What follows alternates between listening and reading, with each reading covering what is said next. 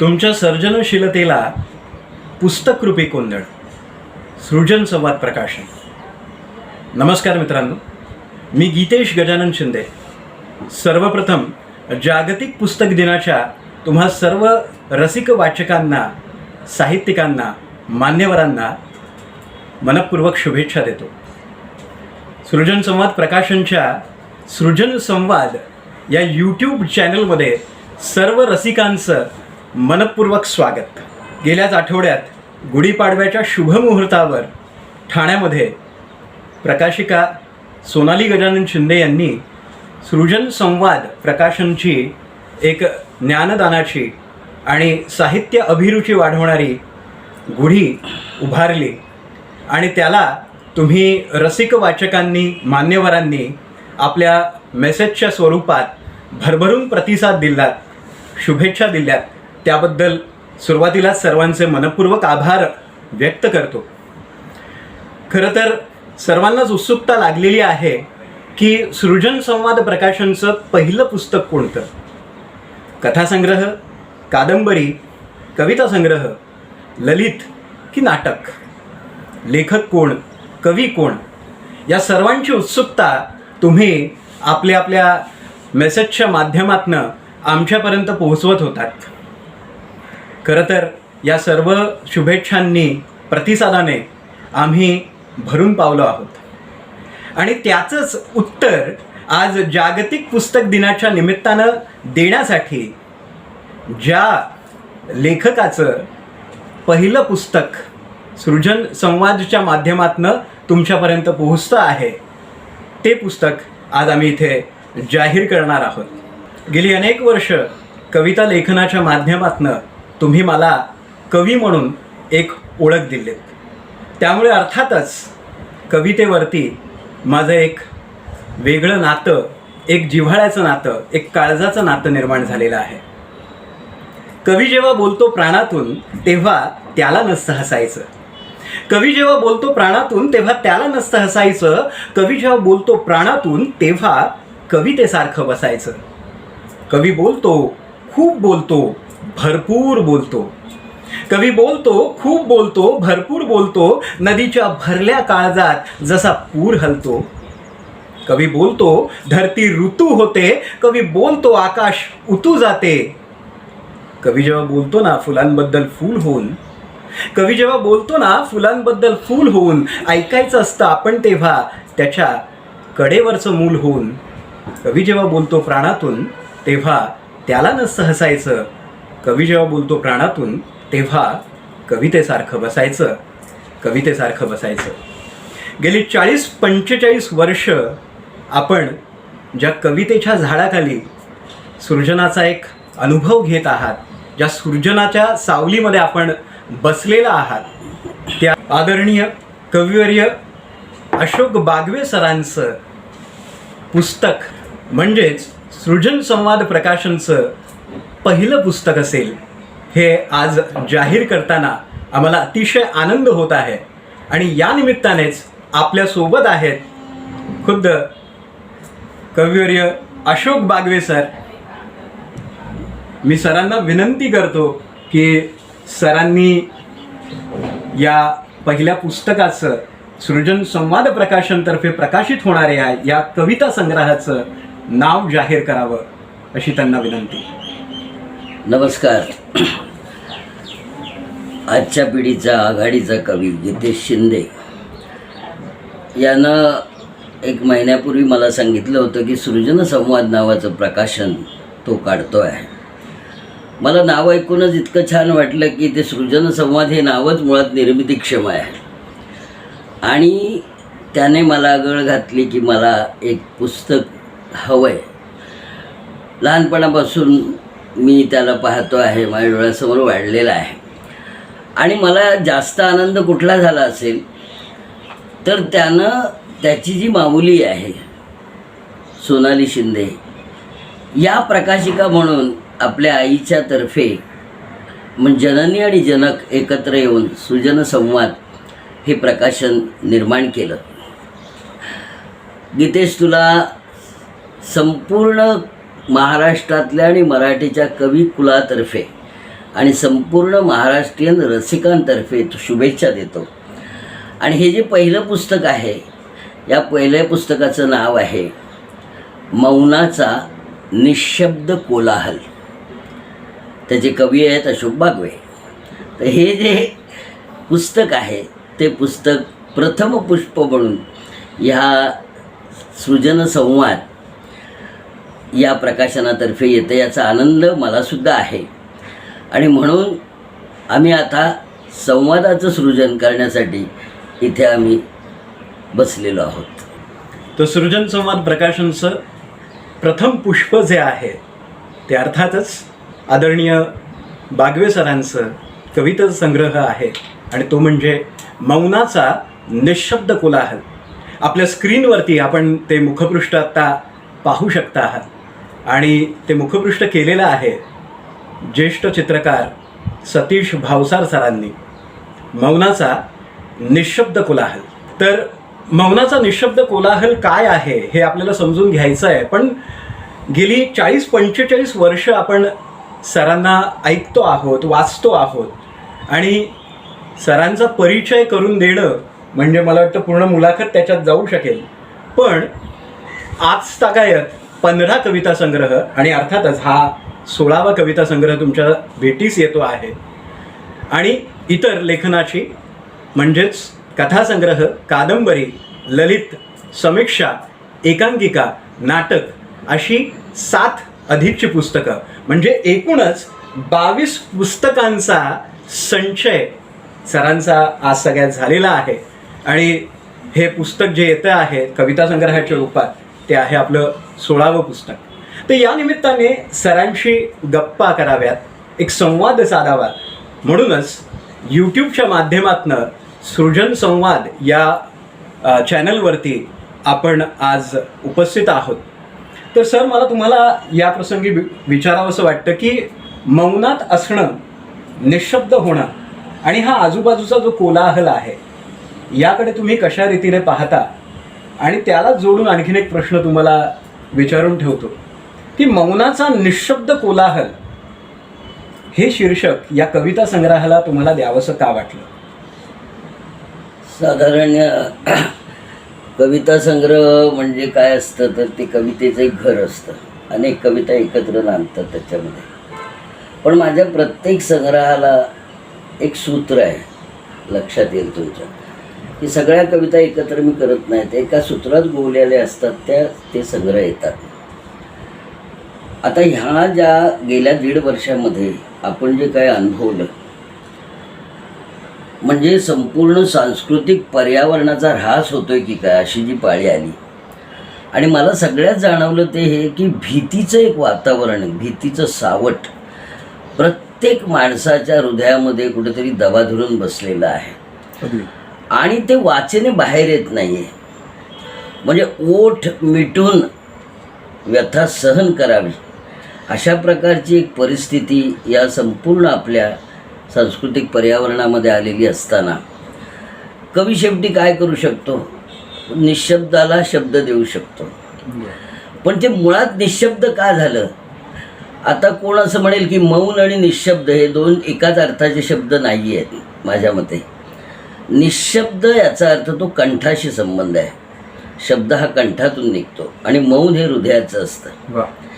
त्यामुळे हृदयात असलेलं मौन हे बाहेर बोलकं करावं असं वाटत असताना सुद्धा ज्यावेळी निशब्द अवस्था येते आणि मग आतल्यात जो कोलाहल निर्माण होतो तर त्या परिस्थितीमध्ये एक कवी मन या दाहक अनुभव ज्यावेळी घेत असतो आणि नुसतं वास्तव चित्रित करणं हे त्या शब्दातून येत नाही ना, ते एखादं भडक नाव आलं असतं.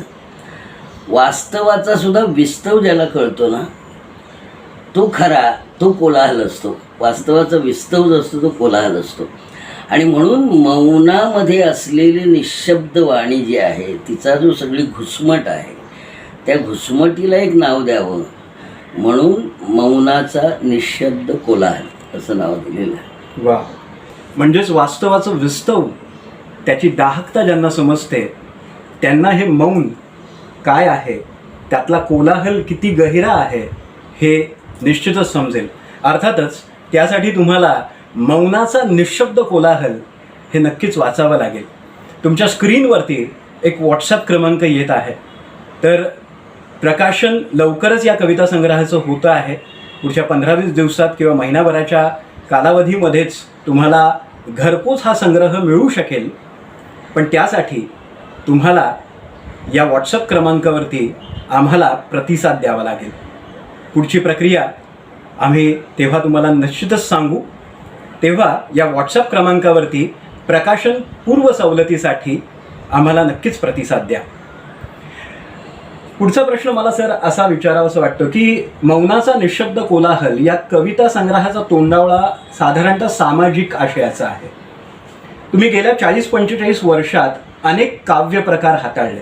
म्हणजे मला असं आवर्जून नमूद करावं असं वाटतं की मंगेश पाडगावकरांनंतर किंवा त्यांच्या जोडीने इतक्या वैविध्यतेने कोणते काव्य प्रकार कुठल्या कवीने हाताळले असतील ते म्हणजे तुम्ही हाताळलेले आहेत.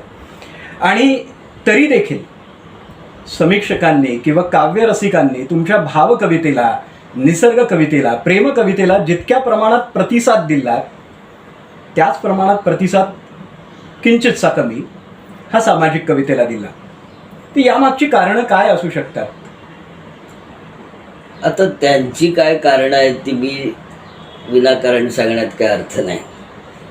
परंतु मला असं वाटतं की विविधता असलेल्या कवीला एका सूत्रामध्ये गोवणं हे जरा अवघड काम समीक्षकांच्या दृष्टीने आहे.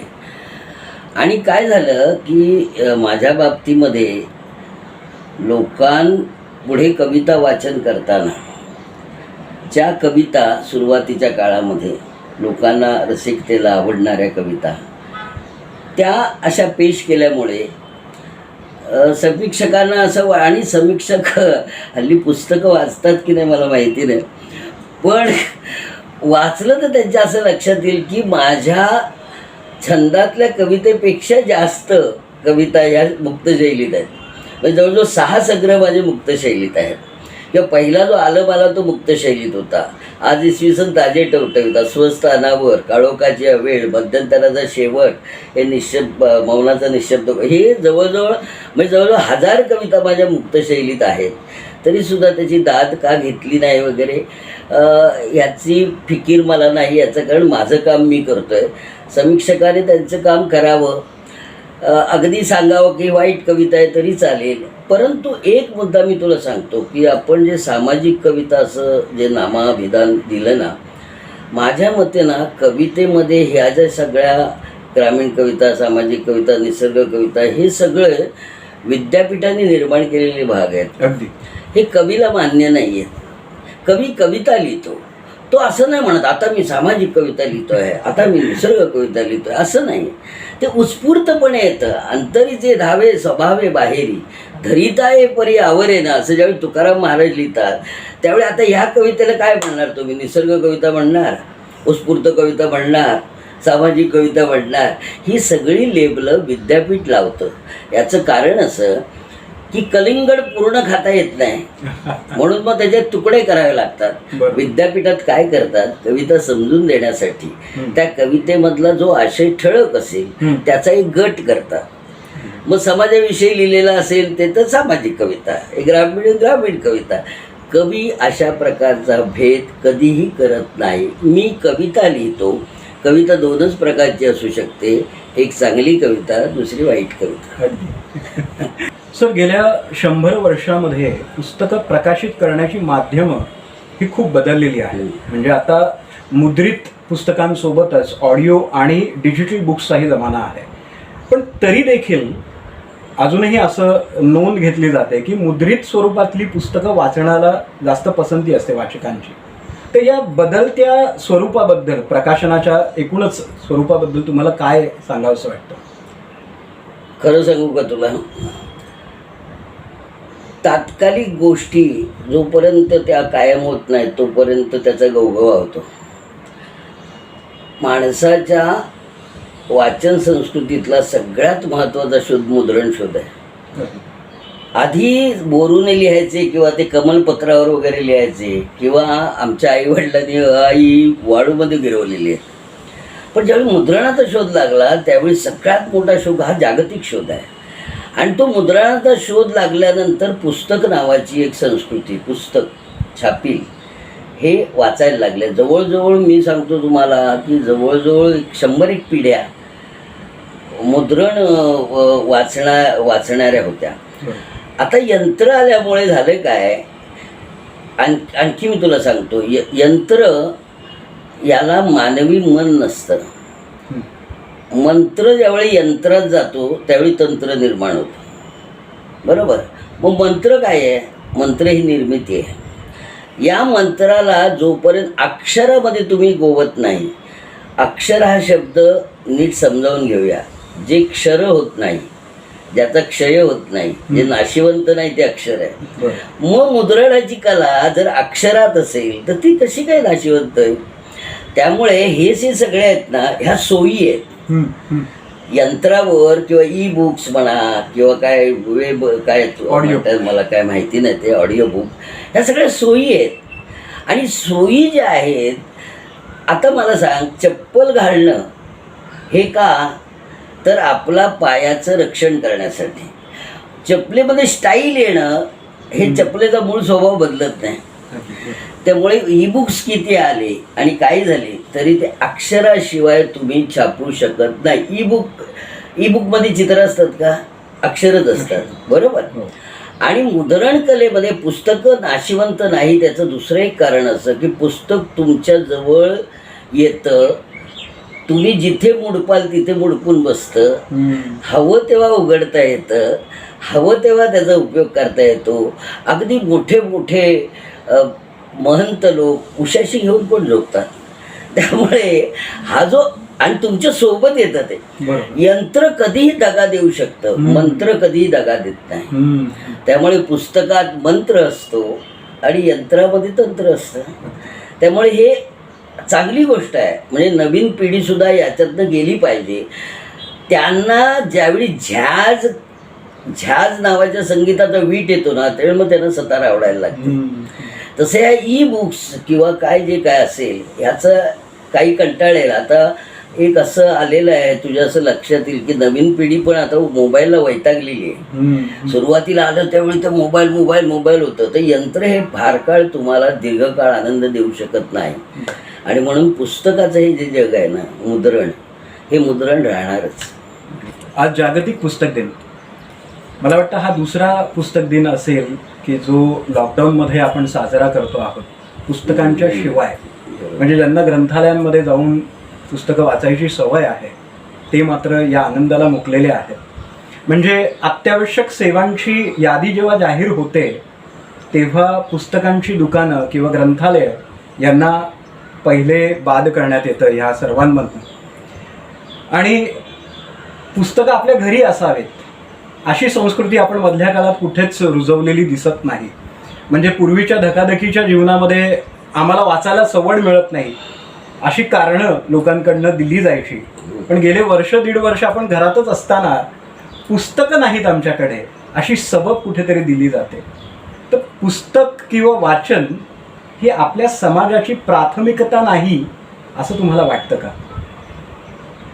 नाही, असं काही नव्हतं खरं. आता काय झालंय माहिती आहे का, की तू म्हणतोस त्याप्रमाणे की सरकारी अनुदान सुद्धा कमी देतात किंवा काय देतात. याचं कारणच असं आहे की व्यवस्थेमध्ये असलेले जे लोक आहेत त्यांचा ग्रंथाशी काहीच संबंध नाही. बऱ्याच जणांचं नाहीच आहे. तर त्यांना ग्रंथाचं महत्त्व किंवा ग्रंथावरनं काहीतरी परिपुष्ट होतं किंवा ज्ञान वाढतं किंवा व्यक्तिमत्व समृद्ध होतं, याची गरज नाही आहे. काय माहीत आहे का, आपल्याकडे आपल्या व्यवस्थेमध्ये विशेषतः इकॉनॉमिक्समध्ये त्या प्रॉडक्शनला किंमत आहे की जे प्रॉडक्शन माणसाला जगवतं. म्हणजे शरीर धर्म तयार करणाऱ्या प्रॉडक्शनवर जास्त व्यवस्था खर्च करते. पण मनाचं काय? मनाची समृद्धी ग्रंथामुळे होते. तर मनाची समृद्धी ग्रंथामुळे होते हेच माहीत नसलेले लोक जर कायदे करत असतील तर ग्रंथालय आणि पुस्तकं, आणि मग आता शाळेचं बघ ना, विद्यालय जी आहेत, तुम्ही देवालय सुरू केली, मध्यालय सुरू केली, विद्यालय नाही सुरू केली. कारण का की विद्यालयं सुरू केली काय आणि नाही केली काय त्याने काही फरक पडत नाही. सर्वायवलमध्ये ते महत्त्वाचं नाही आहे, शेवटचं आहे असं व्यवस्थेला वाटतं. मी व्यवस्था म्हणतोय, हो, हो. मी शासन किंवा कुठलाही पक्ष म्हणत नाही. ही जी व्यवस्था आहे त्या व्यवस्थेला त्याची गरज वाटत नाही. म्हणजे जीवनावश्यक वस्तूमध्ये पुस्तक नसणे याच्यासारखी संस्कृतीची पिछेहाट नाही तुम्हाला सांगतो. ती सुद्धा जीवनावश्यक गोष्ट आहे हे ज्यावेळी व्यवस्थेला कळेल त्यावेळी तुमच्या असं लक्षात येईल की ज्यावेळी जसं रेशन तुम्हाला लागतं, जसं दूध लागतं तुम्हाला, तसं पुस्तक हे सुद्धा तुमच्या मनाचं पोषण करणारी गोष्ट आहे हे ज्यावेळी व्यवस्थेला कळेल त्यावेळी. आणि दुसरं असं झालं आहे, माझं रीडिंग असं आहे की जी ज्ञानी लोक आहेत ना ती संख्येनं कमी आहेत आणि आपलं सगळं राजकारण हे मेजॉरिटीच आहे. त्यामुळे जे अल्पसंख्याक ज्ञान हे अल्पसंख्याक ठेवणे, पुस्तकंही अल्पसंख्याक ठेवणे, ग्रंथालय हे अल्पसंख्याक ठेवणे या दृष्टीने सुद्धा काही विचार होतो की काय समाजात अशी मला शंका आहे. आणि म्हणून त्याच्यामुळे पण मी तुला अजूनही सांगतो, हे किती जरी असलं तरी शेवटी माणूस हा जनावर नाही.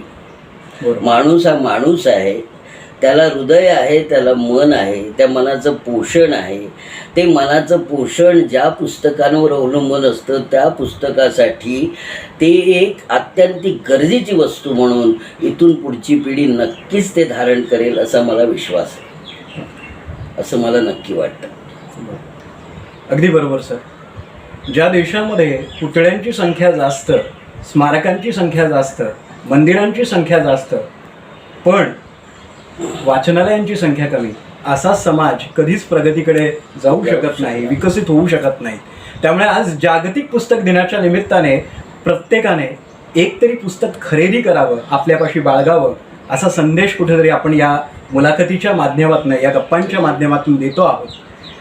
मला असं वाटतं सर की तुम्ही आदल्या पिढीच्या म्हणजे तुमच्या आधीच्या पिढीच्या, त्याला आपण साठोत्तरी कवितेची पिढी म्हणून असं संबोधतो किंवा ओळखलं जातं, त्या पिढीमधला आणि आत्ताची जी 21व्या शतकातील जे ग्लोबलाइज्ड युगाचं बाय प्रॉडक्ट आहे, आधुनिकीकरणाचं बाय प्रॉडक्ट जी पिढी आहे, माझ्यासारखी जी पिढी आहे कवितेतली, तर त्यामधला एक सेतू आहात, एक दुवा आहात.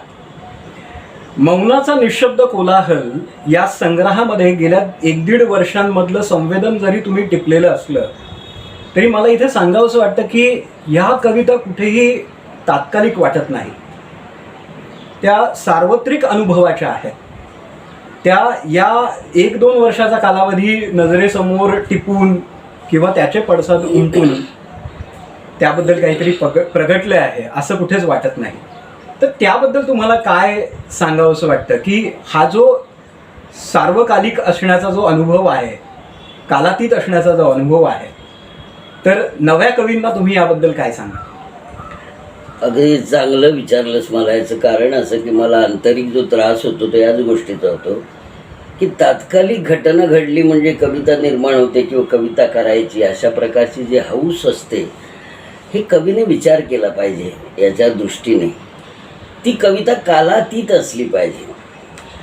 तुमचा अनुभव तात्कालिक असेल पण त्या अनुभवाची जी सावली असते त्या सावलीला सजग करण्याची केमिस्ट्री, मी म्हटलं ना की कविता ही केमिस्ट्री आहे, इट इज नॉट फिजिक्स. ज्यावेळी त्या तात्कालिक घटनेवर तुम्ही लगेच काहीतरी लिहिता आणि त्या तात्कालिक घटना गेली की 5 वर्षांनी ती कविता कोलमडते, याचा अर्थ तुम्ही फिजिक्स लिहिताय, पदार्थ विज्ञान आहे ते. पण इट्स अ केमिस्ट्री, ते रसायन आहे. आणि त्यावेळी माझ्या असं लक्षात येतं की तुमचा तो अनुभव आहे. आता भीतीचं जे वातावरण आहे हे भीतीचं वातावरण मी पकडलं आहे. मी करोनाने किती काय झालं आणि कोविड योद्धे किती झाले याच्याविषयी मी लिहित नाही, कारण मी विषयावर लिहित नाही, मी आशयावर लिहितो. तो आशय जो आहे तो भीतीचा कोंदण आहे. आणि हे भीती नावाची जी गोष्ट आहे, आहार, निद्रा, भय आणि मैथून या ज्या 4 जैविक पातळीवरच्या ज्या गोष्टी आहेत त्यातला भय हा सगळ्यात मोठा गुणधर्म आहे मानव जातीचा. भयामुळेच समाज निर्माण झाला, भय नसतं तर समाज नसता निर्माण झाला. एकत्र येणे भयामुळे होतं. अगदी. आणि म्हणून अभय नावाचा गुण ज्ञानेश्वरांनी 11 अध्याय सांगितलेला आहे की धुरेचा बैसणा बैसे तो आकरणा अभय असे. हे अभय कोण देतं? तर मला नेहमी असं वाटतं की कला जेवढी आत्मिक बळ देतं तेवढं कुठलीही गोष्ट जगातली आत्मिक बळ देत नाही. बरोबर. त्यामुळे हे फक्त करोना आला आणि 1.5 वर्षामध्ये जे काय झालं त्याचं चित्रण नाही आहे. बरोबर. हे जे भीतीचं वातावरण आहे ते भीतीचं वातावरण का झालं, कसं झालं आणि त्यावर काय करता येईल, अशा प्रकारचे जे प्रश्न कवी मनाला पडतात ते कवी मनाला पडलेले प्रश्न हे प्रश्न उत्तराच्या संदर्भात नाही आहेत. ते इट्स अ केमिस्ट्री. आणि ती जे रसायन आहे जे मला भावतं ते मी उत्स्फूर्तपणे लिहिलेलं आहे. कोणाला आवडायला पाहिजे, कोणाला कसं केलं पाहिजे, उद्या याच्यावर समीक्षकांनी दिलं करोनाच्या काळातली सर्वोत्कृष्ट कविता नाही. ही मानव जातीच्या सुरुवातीला ज्यावेळी मानवजात त्या पृथ्वी तलावर आली असेल त्यावेळी भीतीचं सावट जे आहे त्याच प्रकारचं सावट जर 21व्या शतकामध्ये येणार असेल, ज्याला आपण 21 विज्ञान युग असं म्हणतो, तंत्रयुग असं म्हणतो, ते तंत्राची तंत्रवून टाकेल इतकी वाईट अवस्था जर भीतीची झालेली असेल तर त्यामध्ये माझ्या मनातनं उठलेले जे पडसाद आहेत हे भीतीचे पडसाद आहेत. आणि हे पडसाद शब्दबद्ध करणं हे चांगल्या कवीचं लक्षण असं मी म्हणतो. आणि म्हणून ही कविता आहे, म्हणून त्याच्या नावापासूनच सुरुवात आहे ना की हे मौनच आहे माझं.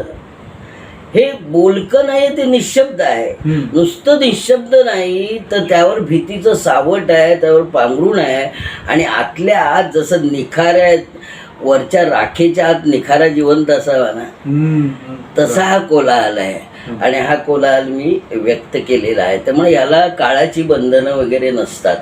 आणि मी पुन्हा एकदा सांगतो की विषयावर कविता नसते, ती आशयावर असते. तो जो आशय ह्या सगळ्या मानवतेने भोगलेला आहे त्या आशयाचे थोडे 2-4 कण स्फुल्लिंग असतील या कवितेमध्ये असं मला वाटतं. म्हणून नवीन पिढीने पण असंच करायला पाहिजे.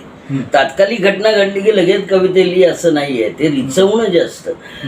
अरे स्वतः तुम्ही जन्म घेताना 9 महिने जर पोटात असता आईच्या तर कवितेला सुद्धा काही वेळ द्या की पिंड पोचण्यासाठी.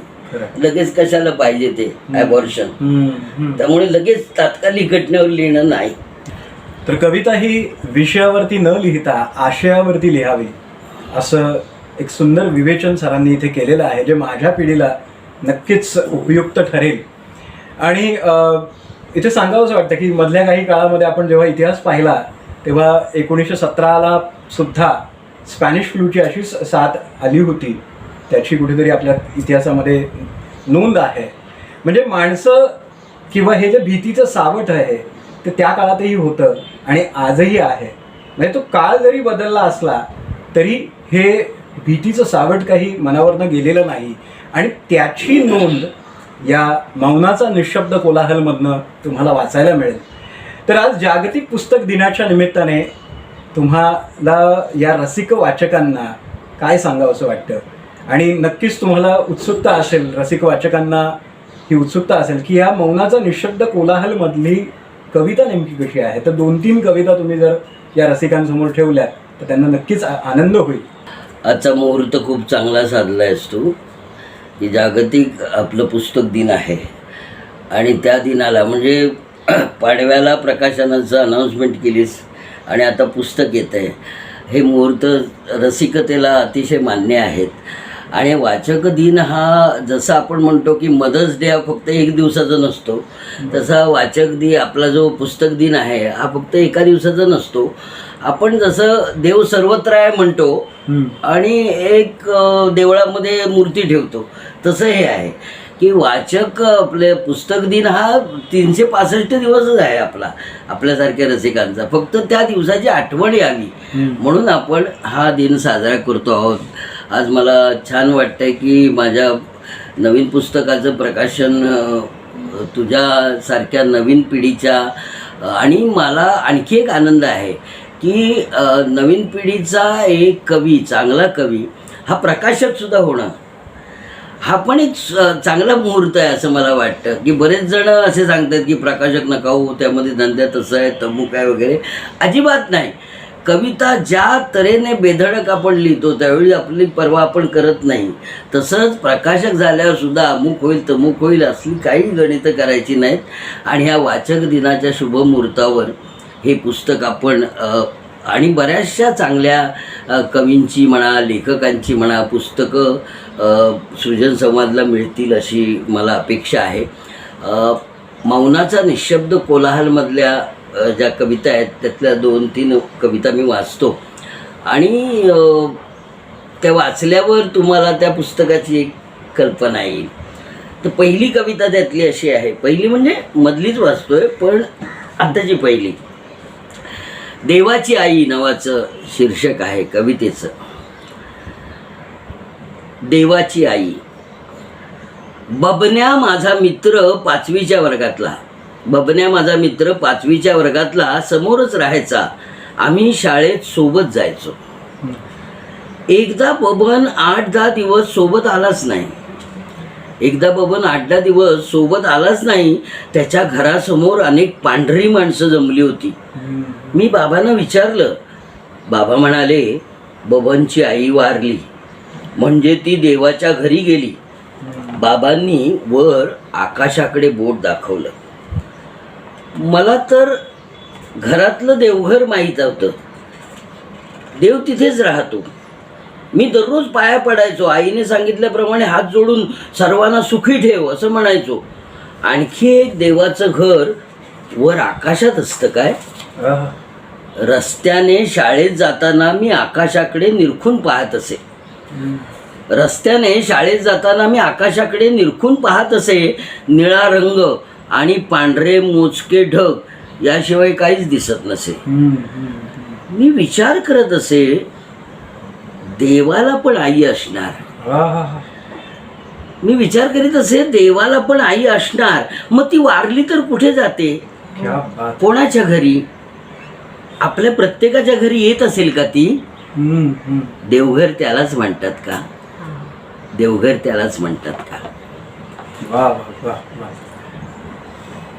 दुसरी एक कविता आहे, पीटी. पीटी म्हणजे दया नव्हे, फिजिकल ट्रेनिंग. आम्हाला त्यावेळी लहानपणी पीटीला शिक्षक असायचे आणि आम्हाला तीच जास्त आवडायचे कारण ते शिकवायचे नाहीत म्हणून. पूर्वी शाळेत मैदानात पीटीचे असं सांगायचे, रांगेत उभे राहा, एका हाताचे अंतर राखा. आम्ही सर्व मुले पुढे उजव्या डाव्या बाजूला एक हात लांब करून अंतर राखून उभे राहायचो, एका हाताच्या त्रिज्येचे. अदृश्य वर्तुळ प्रत्येकाच्या भोवती. तरी आम्ही वेगळे झालो, दुरावलो असे कधी वाटले नाही. आता एक एक हाताचे अंतर सर्वांमध्ये पृथ्वीच्या ऐसपैस मैदानात, खरेदी करताना, बोलताना, चालताना आणि मने सुद्धा सर्वांची अदृश्य हातांच्या अंतरावर. अंतर वाढत वाढत एकाकी पडल्याची भावना गरोदर होत चालले. अंतर वाढत वाढत एकाकी पडल्याची भावना गरोदर होते आहे आणि बेसुमार प्रसूती हतबलतेची. आत्ताचे पीटीचे मास्तर महद अंतरावर उभे राहून शिट्टी मारतायत अव्याहत. पुन्हा पुन्हा पुन्हा ही मृतवत पीटी रांगत सर्वांमध्ये.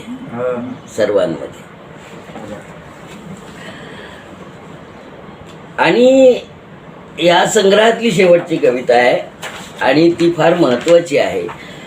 याचं कारण त्याच्यामध्ये एक कवीचं निर्मितीची एक ढग असते ना, ती निर्मितीची ढग नेहमी जिवंत असते. ती कधी मरत नाही. त्यालाच म्हणतात की प्रतिभा कधी मरत नाही, ती निर्मितीची ढग असते.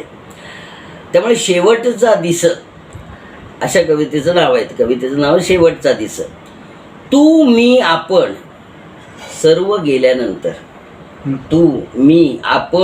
गेल्यानंतर जमीन फळेल, वेली फुलतील, आसमंत हिरवागार होईल, गाई गुरे वासरे हुंदडतील, आईच्या पदरात लेकरे खिदळतील, ऋचा स्तोत्र घातील, आदिम नवनूतन होईल धरती, नीती सौंदर्यशालीन आणि सत्य सात्विक शुभ्र. जीवनदायी सारिणी झुळझुळत राहील. जीवनदायी सारणी झुळझुळत राहील. काठावरची रयत रमेल प्रतिबिंबात चांदण्याच्या. काठावरची रयत रमेल प्रतिबिंबात चांदण्याच्या. डोह उसळेल मनपूत आगार आनंद कंद होईल. झरे झरतील अस्तित्वातून. प्रजा प्रजापतीला पोसेल पाण्यातून. प्रजा प्रजापतीला पोसेल पाण्यातून. आणि बालक निरागस असेल. बालक निरागस असेल. खरंच तू मी आपण गेल्यानंतरही गोडच होईल शेवटचा दिवस. गोडच होईल शेवटचा दिवस. तर शेवटचा दिवस गोडच होईल. कदाचित आपण असू नसू, पण ही पृथ्वी, हा निसर्ग, ही सृष्टी तशीच आपल्यासोबत राहील. आणि ही पुस्तकंसुद्धा, या कवितासुद्धा आपल्याला जगवत ठेवतील, आनंद देत राहतील. तर मौनाचा निशब्द कोलाहल या कविता संग्रहाच्या निमित्ताने आदरणीय बागवे सर आज आपल्यासमोर या सृजन संवादच्या भागामध्ये उपस्थित होते. त्यांनी आपल्या कविताचं वाचन केलं, आपले विचार इथे व्यक्त केले. त्याबद्दल मी त्यांचे आभार व्यक्त करतो.